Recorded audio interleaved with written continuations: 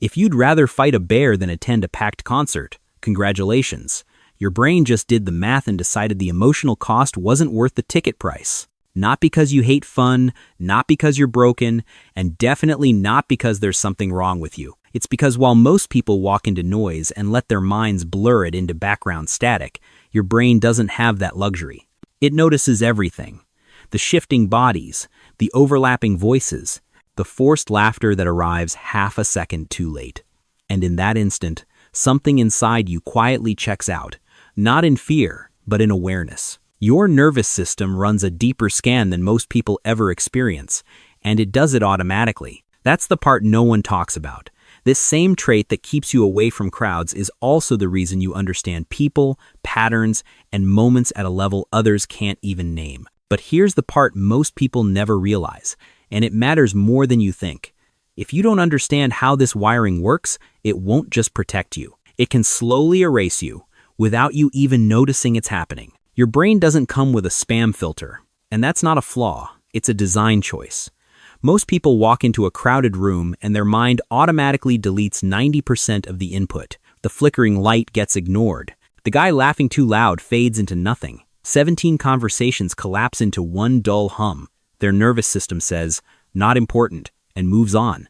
Yours doesn't. Yours screenshots everything. Every shift in posture, every micro expression that flashes across a stranger's face, every subtle change in tone buried under the music. Psychologists call this sensory processing sensitivity, which is a polite way of saying your brain refuses to miss details, even when it would be more comfortable to do so. You're not experiencing life at a lower resolution like everyone else. You're stuck in an 8K IMAX version you never asked for. Research suggests roughly 1 in 5 people has this heightened sensitivity, meaning millions of people are walking around with nervous systems permanently set to detect everything or else.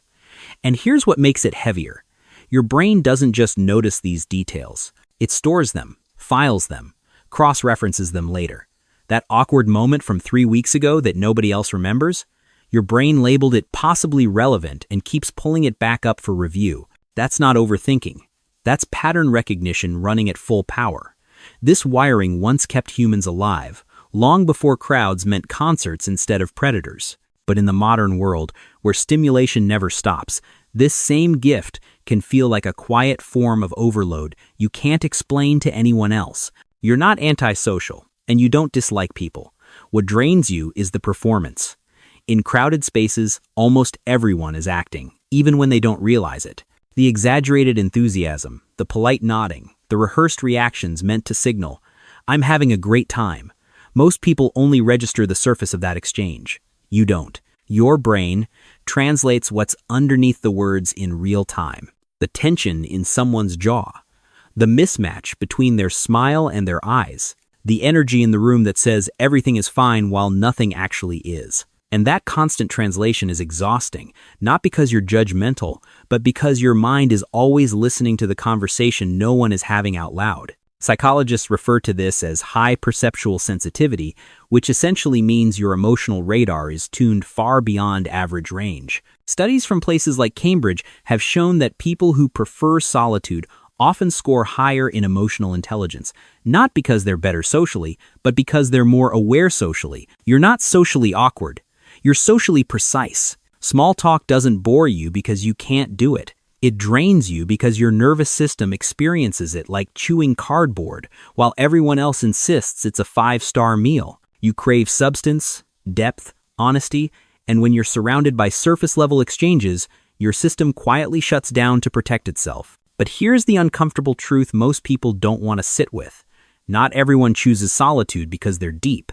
Some people choose it because it feels safer than being misunderstood. And those two things look identical on the surface. Both avoid crowds. Both prefer quiet. Both step back instead of stepping in. The difference only shows up over time. Depth expands you. Avoidance slowly shrinks you. And if you're not careful, your sensitivity can blur that line without you noticing. It starts subtly. You tell yourself you're protecting your energy, when in reality you're protecting yourself from friction. You call it peace, but it's really relief. Relief from being seen. Relief from being misread. Relief from having to explain yourself again. This isn't a flaw, and it's not a moral failure. It's a natural response for a nervous system that feels everything more intensely than most. But left unchecked, it becomes a quiet trap, because the same awareness that gives you insight can also convince you to disappear rather than engage. And that's where this trait stops being a gift and starts becoming a slow, invisible leak in your life. Your dopamine system isn't broken. It just runs on a completely different fuel. When extroverts walk into a crowded room, their brains light up like a slot machine hitting jackpot. Dopamine surges, energy spikes. The noise feels rewarding. Your brain hears the same noise and feels nothing, or worse, it feels drained. That's because your system relies far less on dopamine and far more on acetylcholine, a neurotransmitter tied to deep focus, introspection, and sustained thought. Instead of getting rewarded by stimulation, you're rewarded by meaning, by clarity, by internal alignment. That's why reading alone at midnight can feel more satisfying than a night out that lasts for hours. That's why a quiet walk, measured in miles rather than minutes, can reset you more than any social high. Neuroscience has found that introverted brains often show more activity and thicker gray matter in the prefrontal cortex, the area responsible for planning, reasoning, and complex thinking. So when it looks like you're doing nothing, your brain is actually doing everything: processing, connecting, creating. This is why constant stimulation doesn't excite you, it interrupts you. And in a world that confuses noise with life, that difference can feel isolating if you don't understand what's really happening inside your own head. You absorb more than you realize, and most of the time you don't even notice it happening. Walk into a room and your brain doesn't just observe emotions, it mirrors them. The stress, the excitement, the quiet resentment someone's pretending isn't there. Psychologists call this mirror neuron activity, but in people like you, it's turned up several notches. You don't feel your emotions in isolation. You download the emotional climate of the entire space. Spend 2 hours in a crowd, and you're not just tired from conversation, you're exhausted from carrying emotional data that was never yours to begin with. Your nervous system is trying to process the inner worlds of dozens of people at once, while also remembering to breathe, smile, and stay present. That's why recovery doesn't take minutes, it takes days. That's why you need silence the way other people need sleep. But here's the part most people miss. This same sensitivity is what makes you deeply perceptive, emotionally intelligent, and quietly intuitive. You sense shifts before they're spoken. You understand needs before they're named. What overwhelms you is the very thing that allows you to understand others at a depth most people never reach.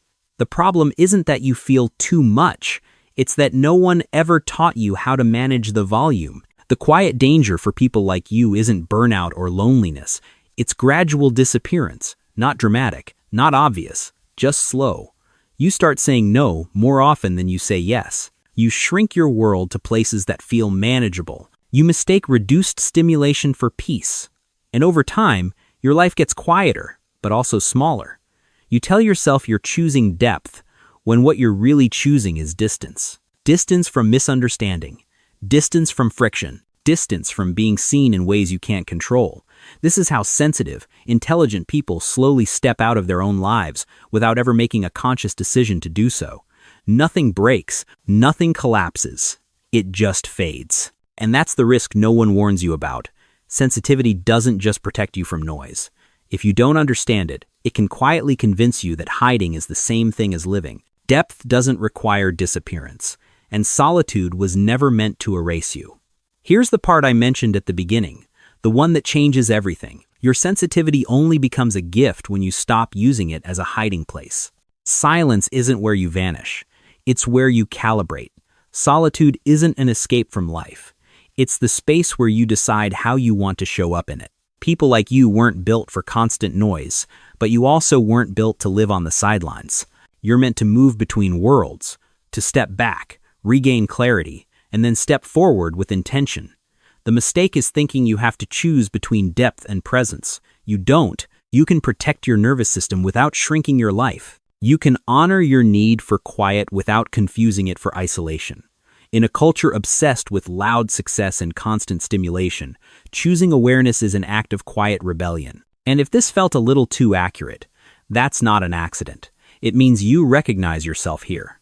So if you're someone who thinks deeply, feels deeply, and sees more than most, don't disappear. Learn how to stand where you are, fully, without drowning in the noise.